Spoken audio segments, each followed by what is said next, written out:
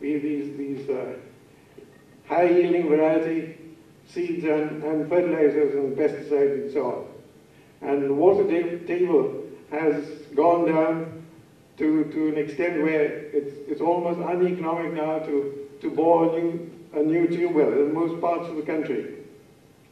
Most important, we have to ensure credit to the farmers, all these people who are committing suicide, and the government of India making all kinds of slipshod methods, taking slipshod methods and pretenses of helping these people, giving out all kinds of loans which are not going to go to these farmers at all. What we need really is credit on the lines of micro credit to self-help groups. You know, there's all the person from Bangladesh, and he did micro credit for self-help groups, and the repayment is usually somewhere in the region of 100%. Now we have to make allowances because farming is a more difficult area. There are bound to be bad crops and so on from time to time, and we have to make allowances for those. But credit has to be ensured more or less on the same lines as for self-help groups. We have health. Now promoting public health. Public health in this country is almost absent today. Public health would be things like food safety, vector control, waste disposal, health education, and so on. You need 100% immunization in the age group 0 to 6. You need 100% coverage of the same group under the ICDS scheme. There's a Supreme Court directive, but the government of India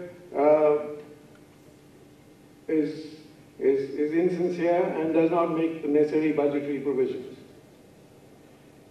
We need 100% implementation of the Rashtriya Swasthya Bima Yojana, or health insurance scheme. There's a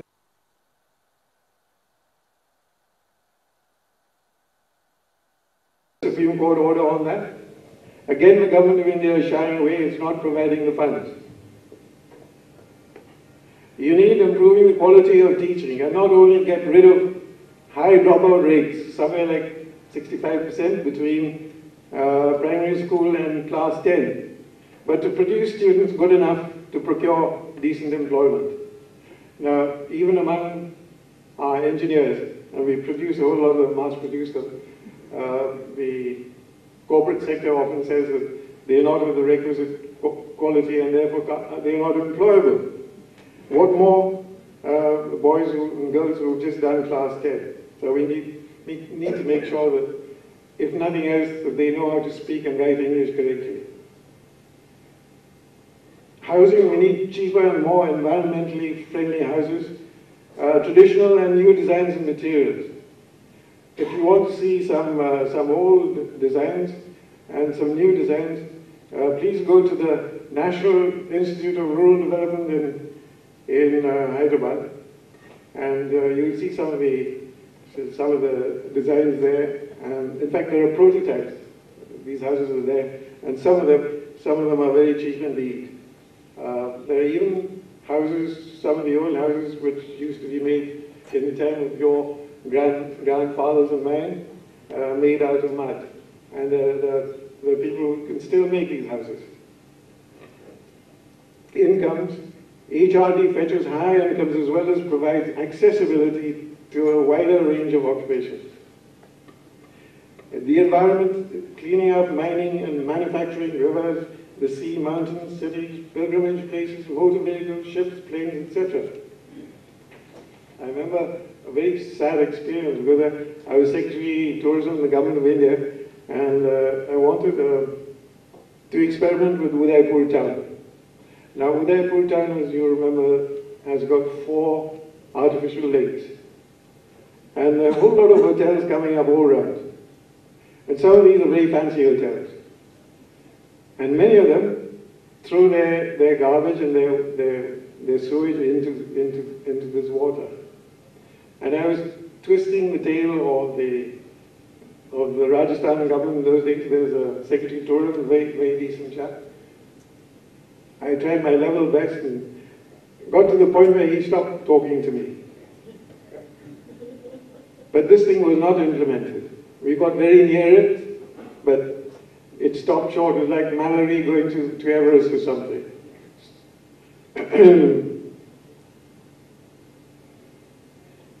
Now all this is very well. That's the strategy, because this is a country which is not worth looking at if education and health and everything is confined to just a few of us. If 80% of the people get left out, then it's not worth looking at this country. But while embarking on all this, we need to get rid of vote bank politics forthwith. Otherwise, the country will not remain a single entity. I can see this country disintegrating every day. And it's all because of these wretched politicians.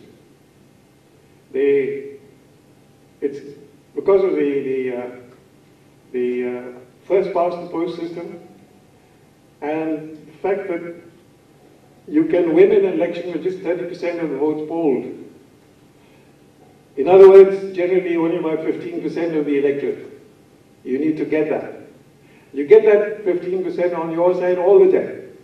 You commit as many communal riots as you can. Communal riots, not only religious, linguistic, caste, anything you can think of, whatever divisions you can divide society into. Divide like I'll take a knife, a sharp knife, and cut it into as many pieces as possible. That's what politicians are doing. And every time an election comes, they get people to kill each other, to abuse each other, to hate each other. And these gentlemen, it's the electoral system which encourages them to do that. And they get away with it. If I slap your face, tomorrow you'll go and you'll get a case against me, and I'll be prosecuted, and I might have to spend a few days as a guest in the jail. But nothing happens to these people who get hundreds of people killed every time an election comes around. So you have to get rid of this. You get rid of it how? I've been talking to the media chaps and fellows outside. There are basically two things which you have to do. One is, the two recommendations. One is that 50% of the seats to Parliament and the legislature should be given to proportional representation. And for the remaining 50% which remain in first past the post, make it compulsory. If a person wants to win, make it compulsory for him to get 50% of the votes polled plus one. If he has to get 50%, obviously he can't practice vote bank politics. He cannot murder people and hate them and abuse them and so on. He'll have to get a large cross-section of the community with him. So it'll have to be a harmonizing candidate. It'll have to be a harmonizing political party at the end, behind that candidate. So in other words, you need to have good people as candidates. The kind of people which we had maybe somewhere around 1950 at the latest. Some of the good people, the best people. We need to produce people like that as candidates. If you have good candidates and you have good political parties, then all the other sins of the polity, like use of money, use of criminal power, use of and then defection, internal democracy in political parties, all that will disappear. Because if you have a good candidates in a political party, it'll be difficult for one person to dominate. If anything else, he's going to suffer from inferiority complex.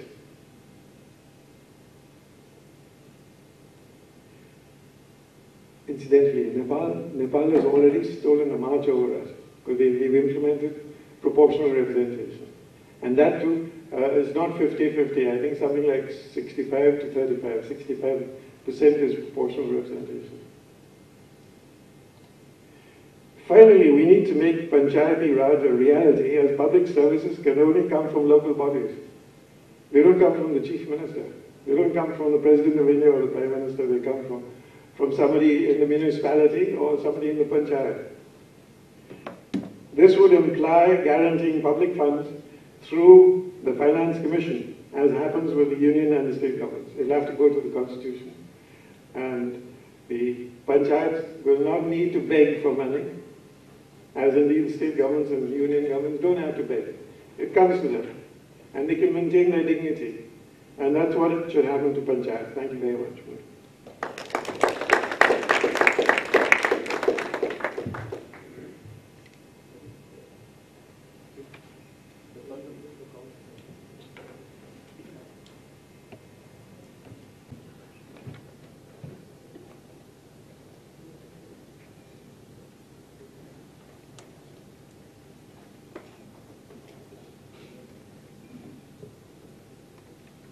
If we have questions? Yeah. If somebody wants to say something. I had a question. Could you, I'm Vandana Shah. I had a question. Could you explain proportional representation again? Yeah. What I said was 50% proportional representation and 50% first past the post. You know, first past the post, what happens is I get. Yeah. So, first past the post is I get one vote more than you do. I get everything, you lose everything. It's like gambling. You know? It's the same thing in the court of law. This Western system. You win a case, you win 100%, I lose 100%. The old Indian panchayat system of jurisprudence was different. I mean, maybe you got 30%, I got 70%, you got something. It's not that you don't have any rights. So basically, proportional representation will be like that. If I'm a political party, I get 2% of the votes polled, and say there are 100 seats, then I get 2 seats automatically. That's what happens.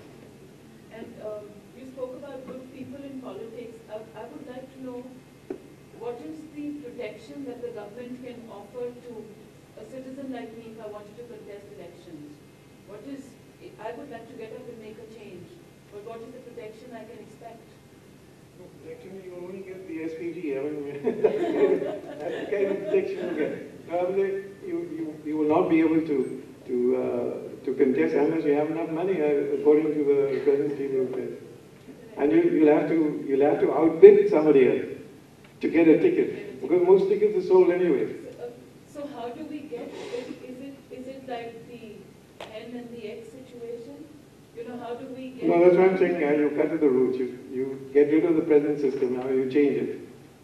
If you don't change that, you're not going to get people out of nowhere. They're not going to drop out of the sky. Yeah, but how do we get it? How do we change the system? We're all trying to. Madam Tarasina said that we all should try and the citizens should have more active representation. Well, I'll answer that shortly. Politicians are not going to change the law. Politicians are not. They're not going to change the law on their own. No. There is one thing you can do. I mean, you don't have plebiscite and referendum in the Constitution of India. Yes. So but you can have an informal referendum. You got the electronic sort of thing now, not only media but electronic means of communication. You can get enough people to respond on a thing like this. I mean, what kind of electoral system do you have? I mean, you'll have to explain to people what exactly you're talking about, and then get a response from them, perhaps electronically. And if you get a favorable response to this kind of change, then you can put it down. Then you'll have maybe 100 million people on your side. And these politicians they're very brave people when they know that nothing is going to bite them. But they're very cowardly people when they see great numbers against them. So if you have maybe 100 million people on your side, they'll cave in. That's the only way you can. And if you could, so your job really is to try to get convinced about a thing like this or some other thing, and then work for it with everybody else. And that's the only way you can change the system. Tarari, I want you to get. I think, yes. I perhaps have made it with an impressionistic picture, but what I really sincerely believe that the only way you get changed is not through the top but through the bottom up. And when I say bottom, I mean the local community. That's where the action has to start. Now, as I said earlier, you have enough NGOs and you have enough concerned citizens